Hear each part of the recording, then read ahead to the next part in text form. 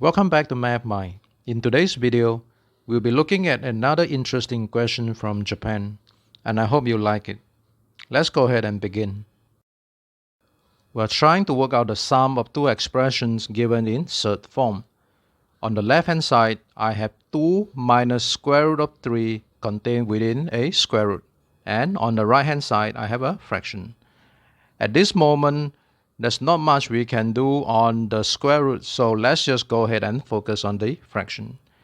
By taking a look at the denominator, I notice that I'm given the numbers of 3, 1, and 2. So maybe I can do some rearrangement. So let me just go ahead and copy down this whole thing. I have 2 minus square root of 3 plus 2 over. Here I'm going to rearrange the denominator into 1 plus square root of 2 plus square root of 3.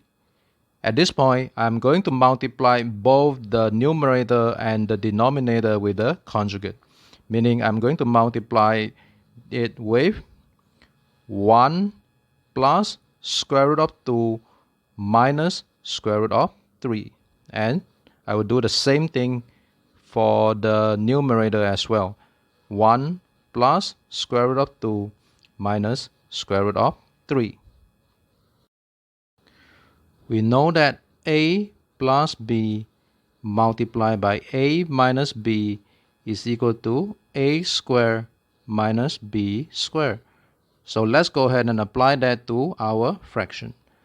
On the denominator, I have 1 plus square root of 2 square minus square root of 3 square.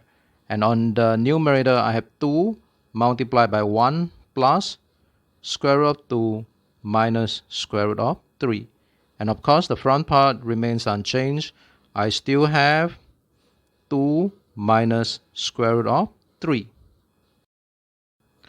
So now what I have is square root of 2 minus square root of 3 plus 2 plus 2 multiplied by square root of 2 minus 2 square root of 3 over 1 plus 2 square root 2 plus square root 2 square minus square root 3 square.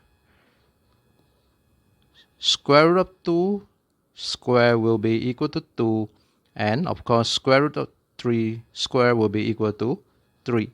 And if you take a look at the denominator, if this is 2 and this is 3, these three terms will cancel each other. Let's copy down our work so far. What I have now is 2 minus square root 3 within a square root plus 2 plus 2 square root 2 minus 2 square root 3 over 2 square root 2. From here, I want to focus on getting rid of the square root sign and to make this the common denominator. So what I'm going to do next is I'm going to rewrite this front part as 2 minus square root 3 over 1. From here, I'm going to multiply both top and bottom with 2. If I do that, then this front part will be the square root of 2 multiplied by 2 minus 2 minus square root 3 over 2. And of course, the bottom part, the right hand part remains the same, which is 2 plus 2 square root 2 minus 2 square root 3 over 2 square root 2. Let's forget about this fraction for the time being and focus on the front part. I'm going to try to find a way to cancel out the square root sign on the numerator. So what I'm going to do is rewrite this thing as the square root of 4 minus 2 square root 3 divided by square root of 2. From here, I'm going to rewrite the denominator as square root of 3 minus 2 square root 3 plus 1 over square root of 2. If you take a closer look at what's within this red color bracket, I can actually rewrite that as the square root of square root 3 minus 1 bracket square over square root 2. The square and the square root will cancel each other.